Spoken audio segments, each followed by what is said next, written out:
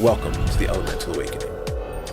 Okay, welcome everyone to another episode of Elemental Awakening. Today I have a special guest, Justin Mares. He is from Kettle Fire and Perfect Keto and a bunch of other things too. I get his newsletter all the time. It just amazes me all the things that he's involved in. He's a super interesting guy, super smart, down to earth, and super healthy as well. So Justin, welcome to the show. Thanks, Ben. Excited to be here. Yeah, excited to have you on. So me and Justin met, I'd say, just under a year ago in New York at an interesting sound and psychedelic type event where we sort of went on a bit of a journey together. And, just became friends. We ended up rooming together with our good friend of ours, Robbie, who's also been on the podcast as well.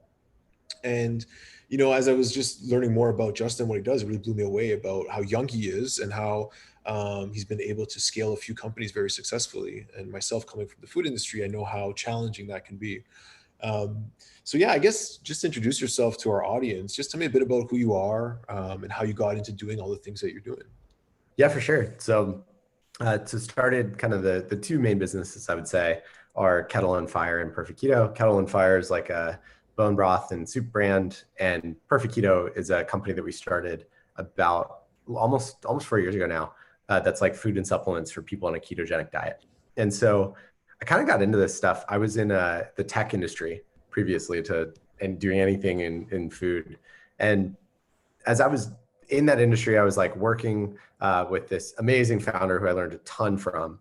So I don't have any regrets, but like we were working on growing a developer tools company, which is basically like selling software to software developers. And though the business was really successful, it was certainly not a business that I thought was like really that compelling. I didn't really love the industry. I didn't really think, and like, honestly, I didn't really think we were making that much of a difference. It's like great that people are buying our product versus someone else's product.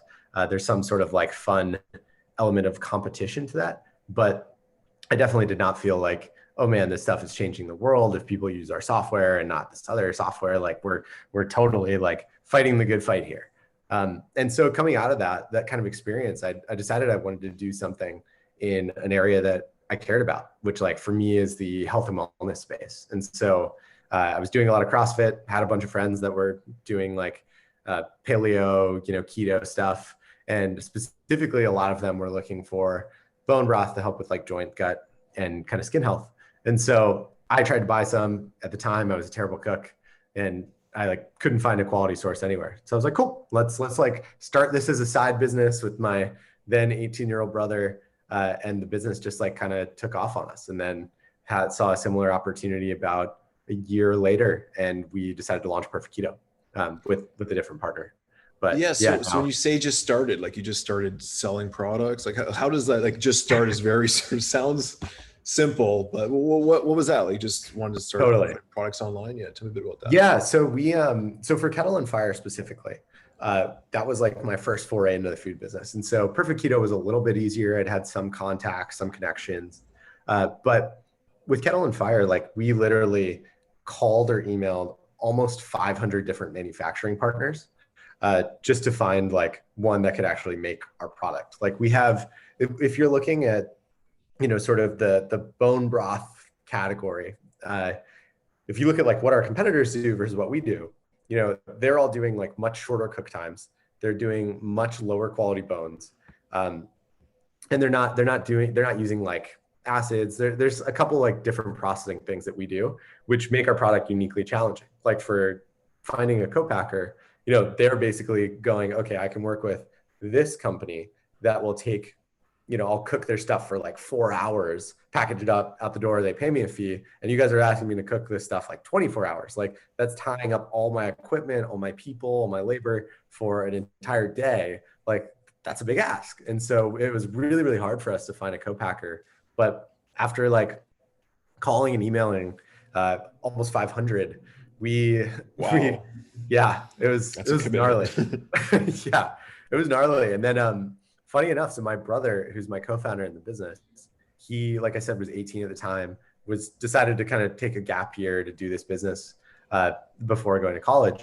And he emailed Mark Cuban from US Shark Tank, and was like, hey, I'm 18. I'm trying to find like a co-packer to help with this business that I'm getting off the ground. And Mark Cuban actually responded, put us in touch with his food team, who then introduced us to our co-packer that we like still work with today. Wow, So Mark that's a Cuban story. sort of sourced our co-packer, which like we used to get off the ground and we still work with, which is kind of nuts. Thanks, Mark. Yeah, that's good. Wow, Yeah, that's like a long shot. I guess after huge the long calling 500, you're kind of like, let me just shot. shoot some like Yeah. that's Oh really yeah, cool. we were definitely like, we're gonna do whatever, email whoever. This is such a pain, And so but yeah, yeah, and so like I guess perseverance is a really key attribute, as an entrepreneur. And I guess most people might give up at like 10 calls or like 20 yeah. calls. What kept you going after 250 calls and not finding a co-packer? Was there ever a point where like, hey, maybe we should just scrap this idea, it's not possible? Or was it like, no, we're going to keep going until we find Yeah. it, if it takes forever? Like tell me that process, because I find that quite interesting. Yeah, so there's definitely a point where we thought about that. I think one of the things that was most compelling about it is like before we launched Kettle and Fire, I actually like put up a landing page and started kind of like driving some ads, basically saying like, hey, we have bone broth with these attributes at these price point, like this is kind of the brand. And doing that, we saw such a tremendous response uh, from people that were like wanting bone broth So and before you had a co-packer, you're already seeing like testing, before like we had there's a product. demand. Yeah. Okay. Before we had a product, we basically validated and seen that this is something like people really wanted and people were willing to pay for a product that like we told them didn't exist yet, but would probably exist in 6 months. And they were willing to like pay quite a lot for it. And from like talking to these people who wanted this product, we were just like, we found out more and more that a lot of these customers were like drinking this daily. They wanted, it was just like, it was something that they really, really wanted. And so given that, I had just seen like such strong validation signals doing this test that I was like, man, we really have to figure this out, because if we can get to the bottom of it, there's like a pretty material business to be built here and a product that I think a lot of people will really enjoy. And there's a cliche saying like, if it was easy, anyone would do it, right? And I Yeah, guess that's the true. key here, right? Because like, just no one had figured that out yet. Totally, man. I love the fact that you're testing before launching, and I think my friend Robbie talks a lot about that, and I think this comes from a lot of like the tech sort of side. It's like knowing your customer, finding out like what they really want.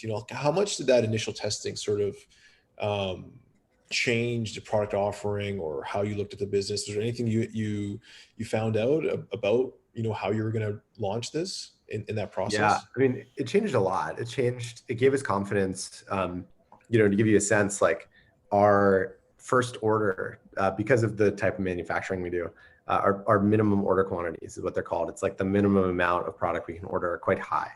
And so that test allowed us to give us confidence to do a couple of things. One, we could see like what people are willing to pay for it. We knew that we could, and we used that to like back out to a margin structure that we knew would be compelling.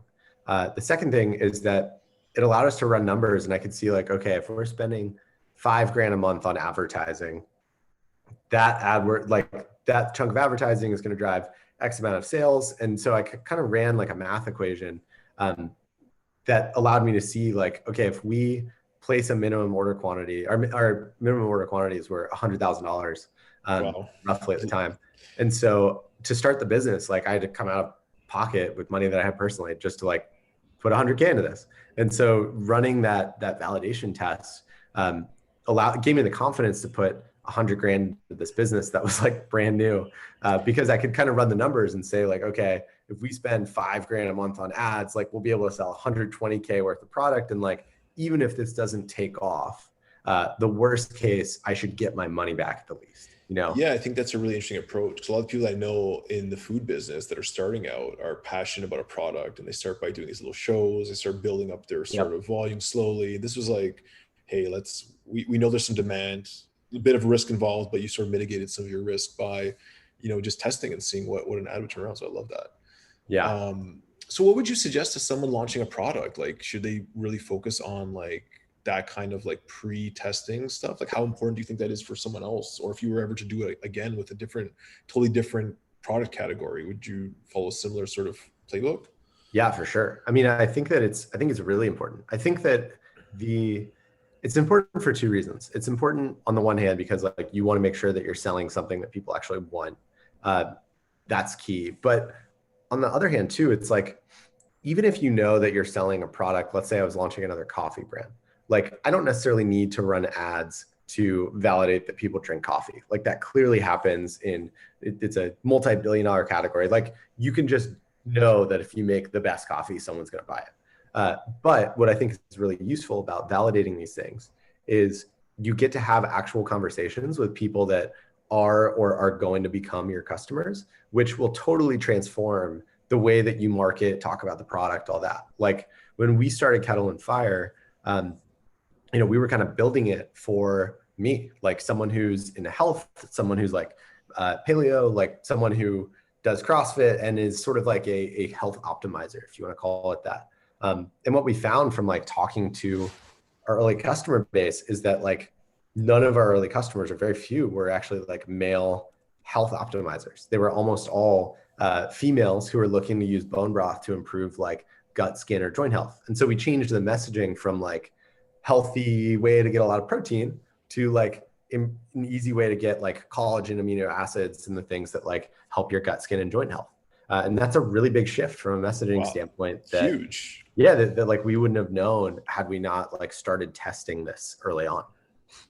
And so what would you say were like the main ways to test it? It was just getting feedback, or was it like I guess you get the analytics from your ads to see who's actually clicking and looking Yeah, into I mean, it? so it was analytics, but it was also just like when someone ordered a product that didn't exist on a shitty landing page after clicking an ad to like buy bone broth, like I just reached out to those people and was like, hey, like no one should be buying this. Like this is a terrible website. This is a terrible page. Like the product doesn't exist. Like you basically got tricked. Why do you want this product so badly that it was something you're willing to like plug your credit card into on a like less than ideal website?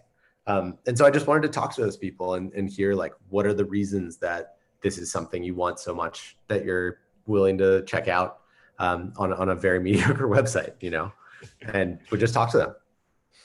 Yeah, I think that's the one thing I've learned in the last few years is like, I have no idea, although I used to think I knew a lot about like what people want. It's like, I think certain things, but the reality is much different from what I think. Cause I view things based on what I see from my perspective, but what's out there is way, way different.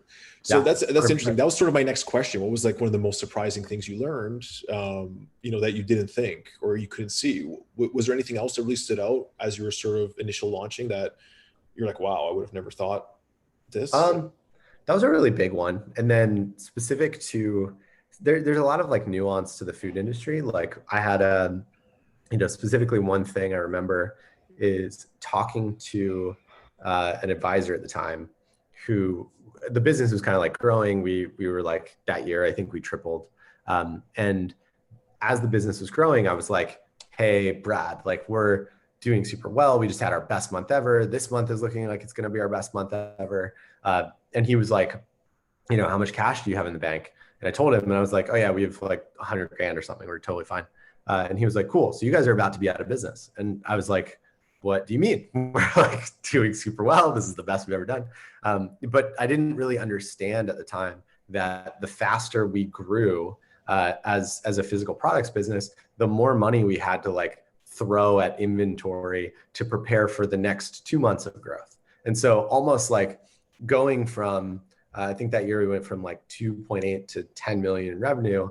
It was like every month we had to like just throw more and more and more and more money into inventory, which is a very counterintuitive thing. Like you're kind of, especially coming from software, I was sort of taught or learned that, the better you do, the more cash you have, the more things you can do. Whereas for us, it was like the better and the faster we're growing, the fewer options we have, and like we don't actually have any cash on hand, which was a very, very surprising, like counterintuitive learning, I would say. Probably one of the hardest industries I think to scale is the food industry, from my experience anyways. Yeah. Which sort of leads me to my next couple questions. Like what's the difference from like 0 to 1 million and then, like 1 to 10 and then 10 plus? Because you guys got up to, you said was what, 100 million in sales? Well, plus that's that's your between like newsletter says, I think. yeah, that's like between the two Both companies. brands. Yeah, yeah. So KNF, we're So in like like 0 to 1. Sorry, go ahead. Yeah. so KNF, I think we're in like well, I know we're in like the tens of millions in terms of revenue. But yeah, it's a completely different business now than it was at 0 to 1. Like 0 to 1 was myself, 2 employees, and my brother. And like none of us had a finance background, none of us had an ops background. Like we had marketing backgrounds, we knew some stuff about that, but yeah, we like didn't really know how to run a super buttoned up business. And so it was basically like, let's just stay in stock as much as we can, and let's figure out how to sell to customers online, and that see if this is something that like people are actually interested in. And then I think 1 to 10 is like a really interesting stage for us. That's like when we got into retail for the first time. That's when we had to start making smarter financial decisions. We're launching new products. We had to like hire operational people. We had to do some things in that range that were really important. And then beyond that, like at a certain point, 0 to 1, you're like, you have so many opportunities. It's almost like really hard to figure out what, like anything can move the needle because you're just such a small business. And beyond 10, it's like, it's much more of a strategy and financial, like analytical game than I think I would have imagined. Like to a certain degree, things that we would have done at 0 to 1, we could be like, wow, we run this marketing campaign, we made $100,000. Like that's a game changer for us. When you're north of 10 million, you're kind of like $100,000. It's like, I don't know. We're not going to like change the direction of the organization to get 1% more growth. And so you just have to think much more strategically around like, what are the couple big initiatives, big rocks, big strategic like things that we want to take on as a business. And more importantly, and this is a part that I'm historically bad at, but trying to work on, like, what do we not do? Like, what do we decide actively as an organization that we're not going to spend time on? That's been like a big area of focus for me personally, and something that I've learned a lot about, because I think my tendency is to like try and do 10 million things. I think many entrepreneurs, specifically like serial entrepreneurs like myself, have that problem because like every opportunity is like, oh yeah, like this is good, like let's do that. And totally, in reality, it's probably not the best way to use your time and energy, but you get excited about all these little things that you see in the future being like a huge potentiality. Yeah, exactly.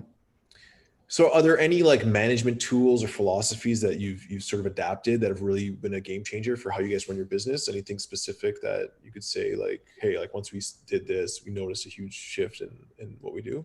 Yeah, so I think a lot of this stuff is pretty stage dependent. For us, it was really useful having, we operate under what we call OKRs. Yeah, but I just like reading Measure What Matters like this week. Yeah. Like OKRs has been like the huge like game changer for me. When I just saw it, it's like, okay, like this makes sense now. Like, like I was, what was I doing before? Like, yeah.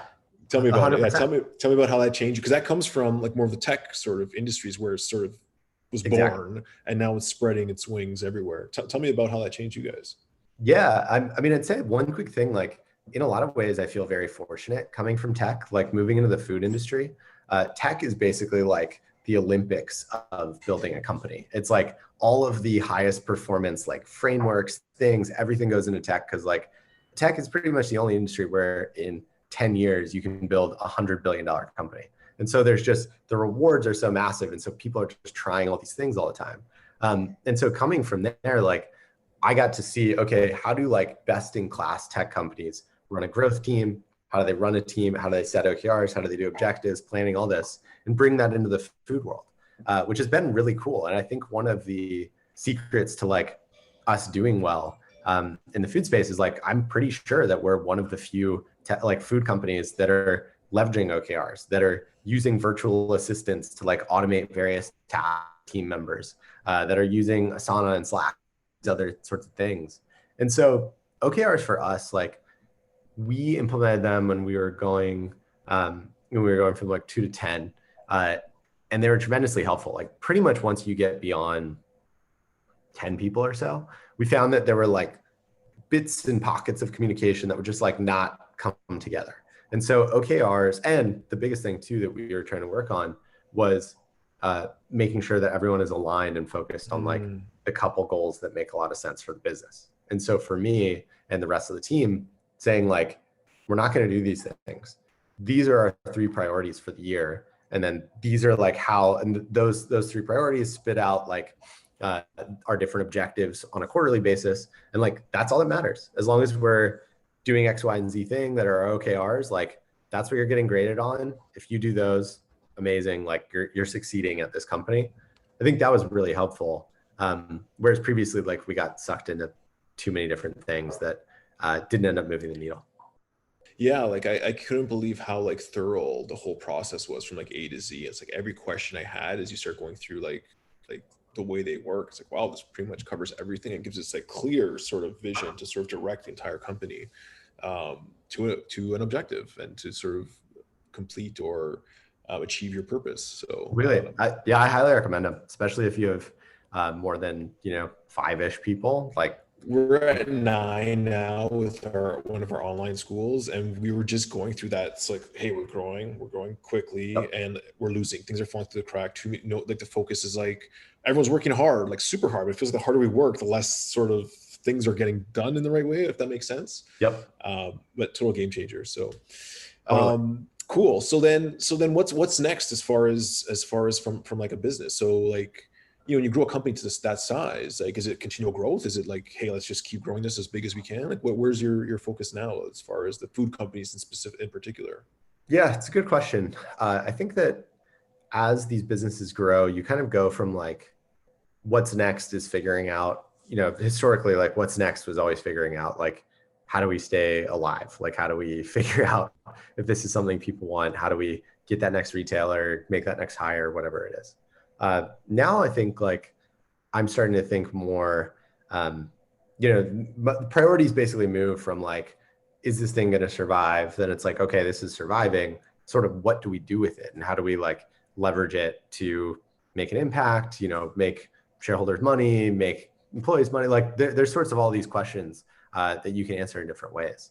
And so I think that I'm trying to think about what that looks like right now.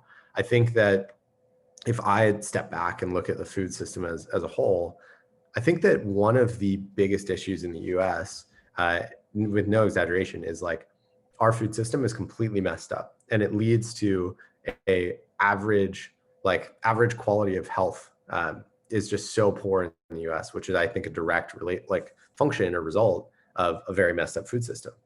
And so for me, I think like I'm really interested in trying to figure out what we can do as a company to further innovate, launch more products, and like do stuff that changes and improves the food system. So I think like you move out of the survival stage and then more into like a strategic sort of like, what do I want to do with this business, and what's sort of like the outcomes that I want to drive in the world. And so for me, if I zoom out, I think that like one of the core and largest issues in the US is legitimately that like we have a food system that makes people sicker rather than healthier when they interact with it. And so to me, I think like there is a massive, it's a massive problem, but that also means it's a tremendous opportunity to like try and fix the food system in general. I'm not saying that I necessarily will be able to do that, but like it seems like a big enough goal that like is personally motivating and inspiring and interesting that like it's something I'd like to take a swing at some point. And so I think we're now thinking about how can we leverage Kettle and Fire, our team, our resources, our brand, relationships, all this sort of stuff to make more of a difference in the food system. And so that we're going to start leaning into regenerative agriculture stuff. We're going to be launching products that support regen. We're going to be like doing consumer education around that. All sorts of things like that, I would say. And regenerative agriculture is like biodynamic farming, stuff like that. Like, how would you similar, describe yeah. So it's a methodology of it's like a methodology of managing land that's focused on building soil health. And so whereas today you sort of have this conventional monoculture, monocrop like approach where you use a bunch of like fertilizers and chemicals to like extract nutrients from the soil, which depletes and erodes soil. That's sort of like our current model of agriculture. regenerative agriculture is approaching the land as a holistic system. And so using animals, crop rotations, no tillage, no chemicals, and focused on like treating the land as a resource that can be regenerated and built, as opposed to just a resource that needs to be extracted.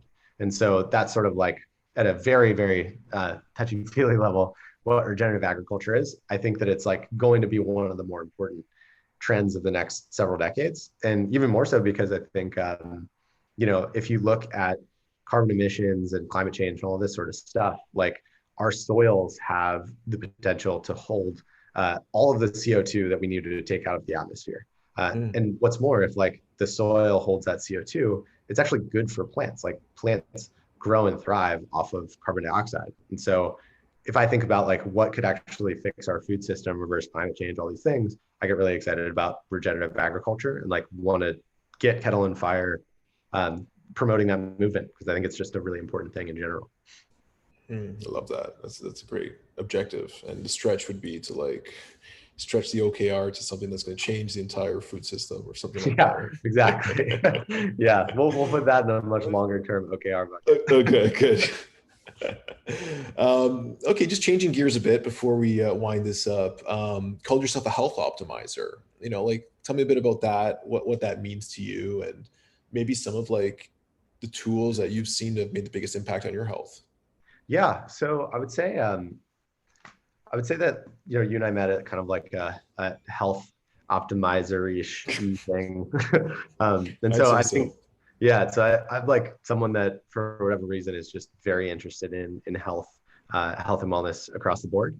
I think that there's a lot of things that have helped me on my health journey, but I sort of think of the fundamentals as like sleep, sun, your food, and how well you're moving. And like those are sort of the 4 pillars in my mind. I'll add one, how well you breathe too. I'll add that one on top. Yeah. Well, so I'm halfway through that book Breath right now, and I need to update it. It's fantastic. I've been very, very impressed and surprised by some of the things that I've learned. A few other recommendations after too, if you like that, some stuff that can help. I'd love them. Then send them over. I'd love to give them a read. Yeah. But yeah, so Breath is probably a good one. That's probably worth updating. Well, that's going to affect all those things that you talked about. It's definitely has impact on those other pillars for sure. But anyways, keep going. Sorry to interrupt. Yeah. Well, so funny thing, something that's actually helped me a lot since reading that book. I've started doing like mouth taping at night, which has been amazing. Like I'm sleeping better. My girlfriend's not mad at me for like snoring sometimes. Is your HRV now like 2000? Because I remember last time I met, it was already like astronomical. Yeah. I've been doing it for about a week, and I've been doing mouth taping while having COVID. So I'm not sure like the impact yet of just the mouth taping, but I'm definitely going to continue doing it. So excited to see where it lands. It was super, super helpful. Any other tips as a health optimizer that you found? I think that the biggest ones are like around managing stress for me. I think there's sort of the 80-20 of like, get your diet right, make sure you're getting food from high quality sources, do what you can to improve your sleep, get enough sun. And then I think a lot of it ends up being like stress management, sort of breath stuff like you're talking about, working through therapy or other methods that just like rewire how you process things in the daily world. Meditation is a big thing for a lot of people.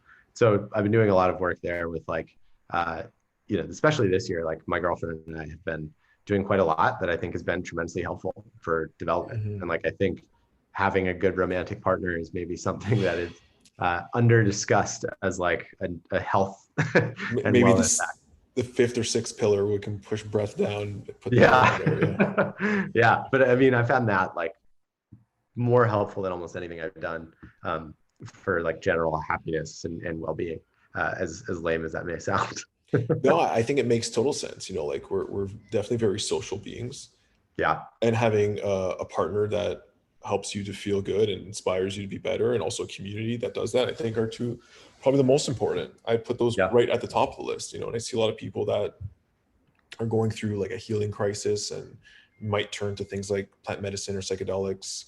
and they have this awakening or this breakthrough, but they don't have that support network. They don't have that someone that's going to sort of help them as they're healing. And I find those are the people that have this hardest time integrating that experience. Whereas people that have a strong community, I see them really sort of can change a lot quicker. So, 100%. and also like a lot of the blue zones, they talk about this strong sense of community, and like having a partner, I guess, would fall right into that. So Yeah, 100%. I agree 100% with that. I guess last question, and part of your health is as part of your routine or whatever. Um, I know coming from Silicon Valley or from the tech space, a lot of people do use like plant medicines and psychedelics as a tool and optimizer. So in that sort of health space, where does the plant medicine or psychedelics fit in as a tool for, maybe getting clarity around business? I know a lot of people in the tech space use it as like almost like a nootropic, or just overall in health. Like, does it fit in? Does it have a space? Like, what's your perspective on that? Yeah, I think it totally fits in. I think that it's like anything, it's a tool. And I think that it's a tool that can help people like myself who can sometimes try and go a million miles an hour and not take time to introspect and think and reflect, step back and reassess, like, what am I doing in my life? Is it serving me well? Is it not? All those sorts of things. And so I think that using it quarterly or once or twice a year as a major tool for reflection and working through sort of like challenges and opportunities that I have in my life and that others have in theirs, I think is an incredibly powerful. I think it's one of the most powerful tools. I think that integration and meditation and other things like that are probably like better tools for overall life and like making changes. But I think that generally they're just incredible tools that can crack people open in a way that is really, really hard to do with like meditation right off the bat. So I think they're critical for people that want to develop.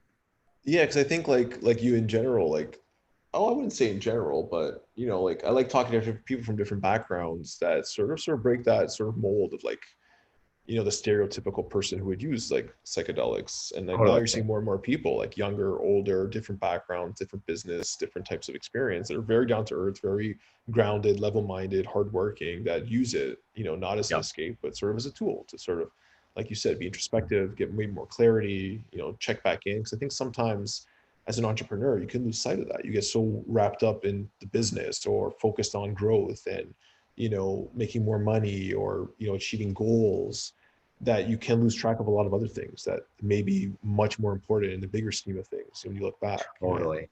And I know people that have spent their whole lives working and then after regretted, like, shit, I wish I didn't work so much. I was super successful, but like I wasn't around as much for my kids, or I missed out on traveling or whatever, and all these experiences. And I think that psychedelics for me sort of give me that. It's like, hey, wait a minute, spend more time with your kids now, they're young.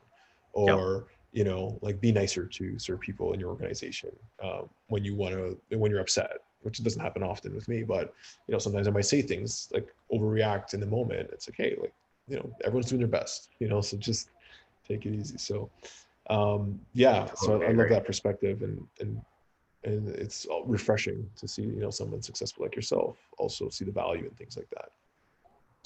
So I guess just in closing, we went from a video podcast to audio here. How should people, like, how can people buy your products? Do you have, like, I know you have a newsletter. How can people like get on that? Like, where can people like get in contact or follow you or get your products? What's the best? For sure. Yeah. So I have a newsletter that I've been writing for about a year now called The Next Brand, which you can find on my website, justinmares.com. I also like kettleandfire.com or perfectketo.com are sort of like where my companies live and where we sell and ship our products across the country. So cool. Yeah. Are you shipping into Canada yet? You can buy it in Canada. Yeah, we okay. If you go to like kettleandfire.ca, I believe it redirects to one of our partners who sells in Canada. Nice. I guess the last question, or is there anything that you wanted to share that I didn't ask you about that's sort of exciting or new or on your mind? Not necessarily. This is great, man. Thanks so much for taking the time. This is awesome. And I guess just in closing, like, what's something that you're not doing now that you see yourself doing in the next few years? Because I find you super inspiring. It's just curious, like, what's on the horizon, like things you've been thinking about, Yeah. but having to say no right now because you've been trying to, but that you really want to do?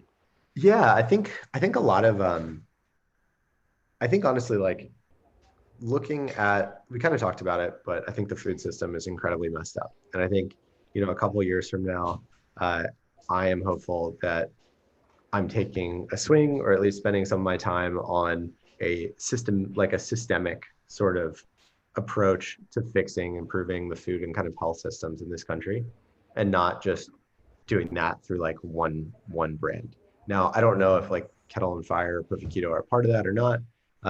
But I just hope that, like, I think that this problem is so big and so compelling and so challenging that it's going to require a really, really big effort and probably some like innovative, systemic sort of Yeah. thinking. And so I, I just hope that I'm taking a swing at that at some point in the next decade or so. yeah, I think you're gonna need your brother to reach out to Mark again Yeah, for round two to help jump on board with that. exactly. Awesome. Exactly.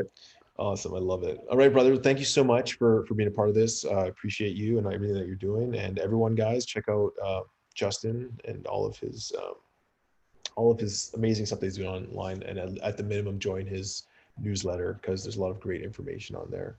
And thank you for listening, following, liking, and sharing all the stuff you guys do. I appreciate you guys and appreciate you, Justin. This is great. Thanks so much, man. Have fun, Costa Rica. Thank you. Thank you. Talk to you soon.